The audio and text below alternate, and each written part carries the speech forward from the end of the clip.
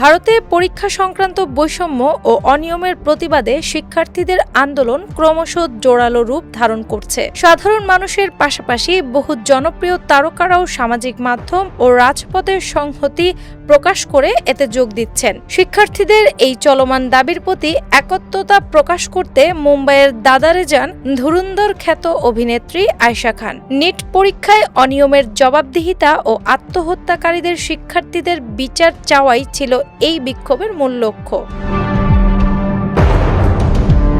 ঘটনাস্থলে পৌঁছানোর পরপরই কোনো ধরনের উস্কানি ছাড়াই মুম্বাই পুলিশ তাকে হঠাৎ নিজ হেফাজতে নিয়ে আটক করে। পরবর্তীতে সামাজিক মাধ্যমে একাধিক ভিডিও প্রকাশ করে এই অভিনেত্রী পুলিশি আটকের সম্পূর্ণ বিবরণ তুলে ধরেন। ভিডিও বার্তায় তিনি জানান যে তিনি কেবল রাস্তার পাশে শান্তভাবে দাঁড়িয়েছিলেন এবং কোনো হইচই বা বিক্ষোভ করেননি। কোনো আইন ভঙ্গ না করা সত্ত্বেও 4 জন নারী পুলিশ সদস্য এসে তাকে জোরপূর্বক ধাক্কা দিয়ে পুলিশ ভ্যানে তুলে নেয়।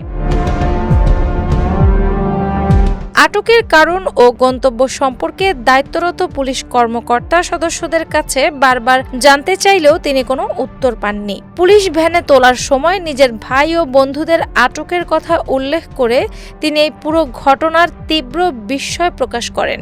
আটক করার পর তাকে চিকিৎসার সুবিধা ও জিজ্ঞাসাবাদের উদ্দেশ্যে মুম্বাইয়ের ওর্লি থানায় নিয়ে যাওয়া হয়েছিল।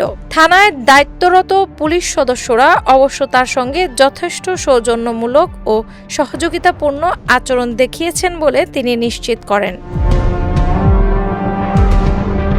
দীর্ঘ 2 ঘন্টা আটক থাকার পর অবশেষে প্রয়োজনীয় জিজ্ঞাসাবাদ শেষে পুলিশ তাকে মুক্ত করে দেওয়ার ব্যবস্থা করেন। ছাড়া পাওয়ার পরপরই সামাজিক মাধ্যমে তিনি নিজের মুক্তির সংবাদ জানান এবং অন্য থানায় আটক ভাইকে আনতে যাওয়ার কথা বলেন।